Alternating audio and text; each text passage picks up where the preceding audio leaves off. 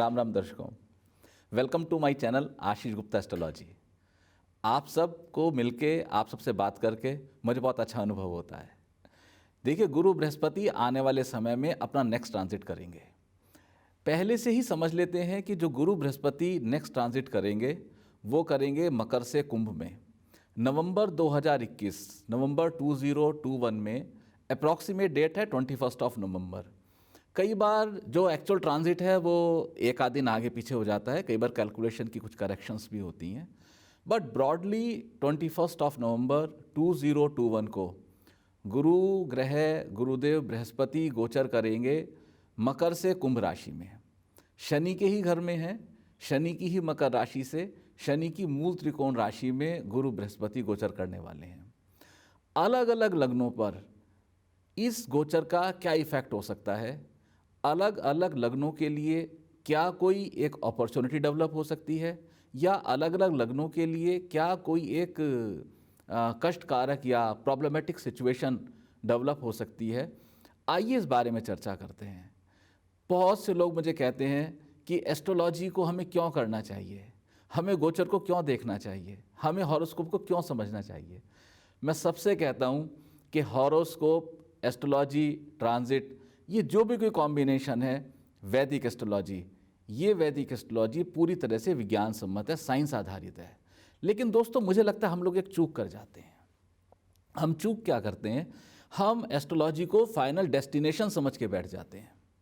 हम किसी ज्योतिष के पास गए, उन्होंने जो हमें कहा हम उसको डायरेक्ट पकड़ के बैठ जाते हैं। मैं आप सबसे आग्रह करता हूं कि please, astrology is not A final destination. इसको आप अंतिम बिंदु की तरह कृपया मत समझिए। आप इसको जानिए कि यह प्रारंभ बिंदु है, प्रस्थान बिंदु है, it's your starting point. Starting point पे यदि आपको कोई साइन मिल जाए कि ये दिशा इस तरफ जाती है और भाई ये दिशा इस तरफ जाती है, यदि आपको इस मार्ग का ज्ञान हो जाए कि मुझे किस रास्ते पे चल के मेरा क्या डेस्टिनेशन हो सकता है, आप इस आधार पे जब भी एस्ट्रोलॉजी का सहयोग लेंगे, आप इस बात को अपने अनुभव से जान पाएंगे कि astrology is a best friend of yours. इससे बेहतरीन दोस्त कोई नहीं हो सकता।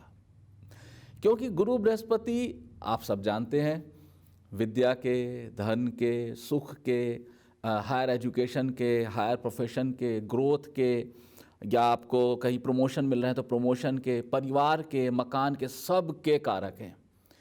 गुरु की कृपा के बिना भारतवर्ष का बच्चा बच्चा जानता है कि गुरु की कृपा नहीं होगी तो कुछ भी नहीं होगा, ना संसार में कुछ मिलेगा और ना आगे चल के धर्म या मोक्ष की प्राप्ति होगी।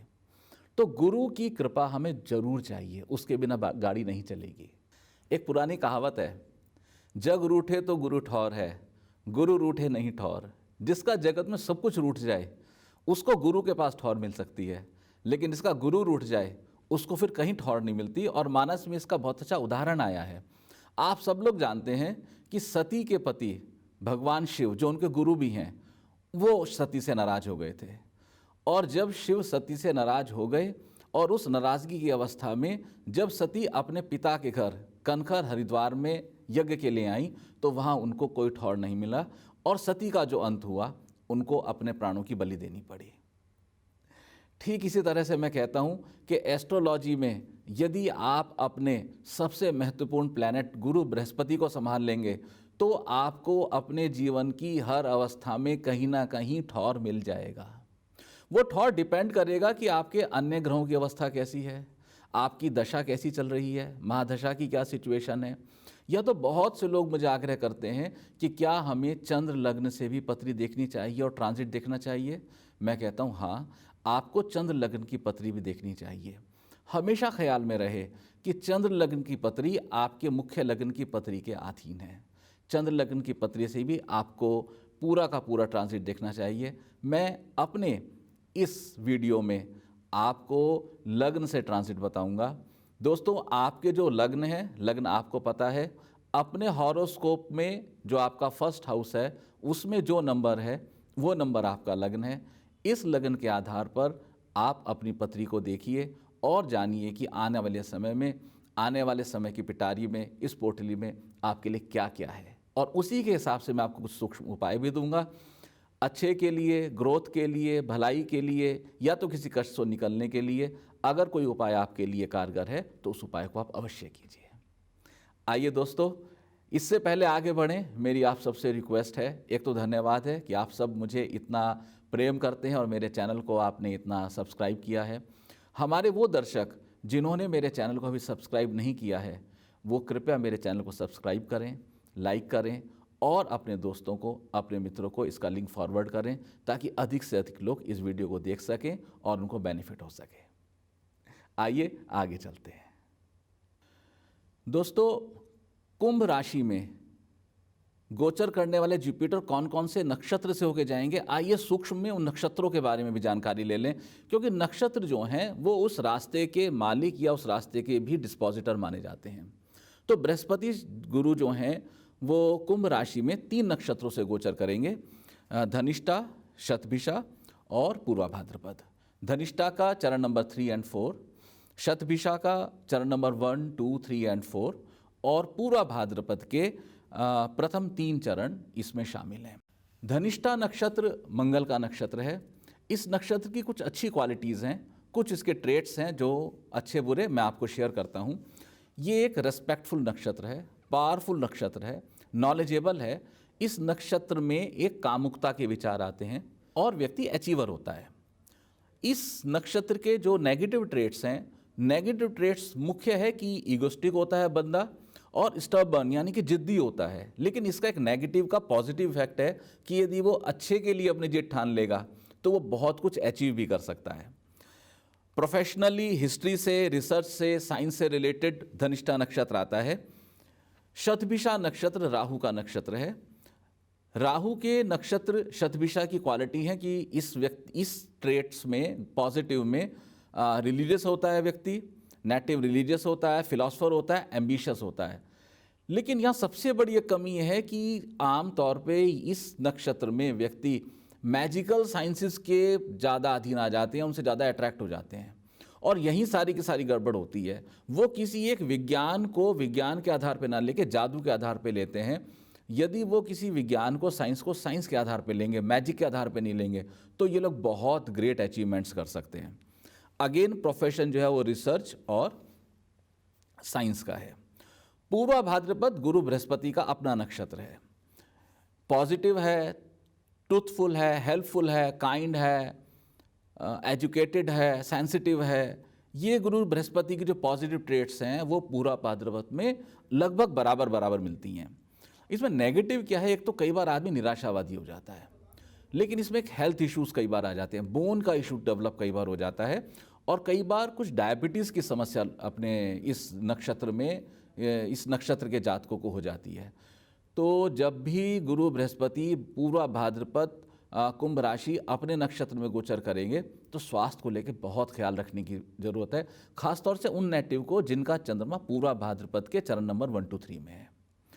इसके प्रोफेशन कनेक्ट कर सकते हैं बैंकिंग से, फाइनेंशियल इंस्टीट्यूट से, एजुकेशन इंस्टीट्यूट से, इस तरह के इसका कनेक्ट कर सकते हैं। आइए अब लग्न वाइज देखते हैं कि किस लग्न में गुरु बृहस्पति हमें क्या फल देने वाले हैं। हॉरोस्कोप के हाउस नंबर 1 में यदि न्यूमेरिक नंबर है 12, तो 12 का मतलब है जुपिटर की राशि मीन। आपका लगन मीन लगन है। मीन लगन में जुपिटर लग्नेश भी हैं जो कि शुभ ही हैं हमेशा, और जुपिटर दशमेश भी हैं। ट्रेडिशनल हिसाब से देखेंगे तो भाई लग्नेश और दशमेश का द्वादश में जाना है तो खराब कॉम्बिनेशन है। लेकिन अगर इसी को हम बिल्कुल नई दृष्टिकोण से देखते हैं, नया दृष्टिकोण द्वादश क्या है, द्वादश अगर एक एंड पे हॉस्पिटलाइजेशन है, नेगेटिव है, तो सेकंड एंड पे द्वादश हाउस आपका फॉरेन भी है। और आज जिस तरह से दुनिया एक ग्लोबल विलेज बन चुकी है, हम हर काम के लिए विदेशी कनेक्शन है और हर देश का है। जितना हमारे लोग बाहर जाते हैं उतना बाहर के लोग भी यहाँ आते हैं। दशमेश का और लग्नेश का विदेश में जाना, अगर आपकी कोई पुरानी विदेश यात्रा related to your profession pending है तो वो अब मैच्योर हो सकती है। अगर आपको अपने काम धंधे के लिए, अपने व्यापार के लिए विदेश जाने का योग बनाना है, ढूंढना है, तो आपका समय अब है। विदेश जाएंगे तो आपको बेनिफिट आएगा फॉरेन लैंड से आपको बेनिफिट है। और बृहस्पति इस समय आपके द्वादश में बैठ के आपके घर को देख रहे हैं, आपके छठे को भी देख रहे हैं, आपके अष्टम को भी देख रहे हैं। तो डेफिनेटली आपके प्रयासों में तो सफलता मिल सकती है, हो सकता है कुछ ऑब्स्टेकल्स आ जाएं, कुछ अड़चनें आ सकती हैं, क्योंकि 6-8-12 भी एक्टिवेट है। 6-8-12 का एक्टिवेशन यह इंडिकेट करता है कि आपके प्रयासों में जो आपको फल मिलेगा वो कुछ अड़चनों के साथ मिलेगा, आपको इजी केक नहीं मिलने वाला है। तो प्लीज़ डोंट एक्सपेक्ट कि आप जाओगे और सब कुछ आपके लिए तैयार है, ऐसा नहीं होगा। थोड़ा सा एफर्ट करना पड़ेगा, थोड़ा सा कर्म, थोड़ा सा प्रयास करना पड़ेगा, वो आप करिए, लेकिन हल मिल सकता है। हल मिलने की कॉम्बिनेशन है। इस कॉम्बिनेशन में मीन लगन वालों, यदि आपको कोई अपने घर से डिस्टेंट जॉब मिलती है, यानी कि उस स्थिति में आपको अपने घर से दूर जाना पड़े। देखिए, द्वादश को फॉरेन को हम कैसे कनेक्ट करते हैं? फॉरेन का मतलब है कि समुद्र पार यात्रा, तो ये फॉरेन हो गया। लेकिन आज के समय में जब एक व्यक्ति जिनका जन्म उदाहरण के लिए कोलकाता में हुआ है, या पटना में हुआ है, या लखनऊ में हुआ है, या इवन लुधियाना दिल्ली में हुआ है, and they happen to get a job in Hyderabad या बेंगलुरु, तो वो एमएनसी के लिए काम करते हुए अपने घर से दूर आ रहे हैं, लेकिन काम करेंगे वो समुद्र पार की किसी सिस्टम से जुड़ के, या तो ऑर्गेनाइजेशन से या क्लाइंट से जुड़ के। तो ये कॉम्बिनेशन उसमें भी फलित होता है। आपको अगर अपने घर से दूर जाने का अवसर मिले तो कृपया चले जाइए, लेकिन ये जैसे ही ये ट्रांजिट स्टार्ट होता है, आप ये ट्रांजिट स्टार्ट होने के साथ ही पूर्ण क्वांटिटी, दैट इज़ 19,000 इंटू 4, पूर्ण क्वांटिटी के बृहस्पति शांति जाप एक बार अवश्य करा लीजिए। इससे जो आने वाली अड़चनें हैं, अनसीन प्रॉब्लम है, अनसीन प्रॉब्लम्स में थोड़ा सा ठहराव या कमी आ जाएगी।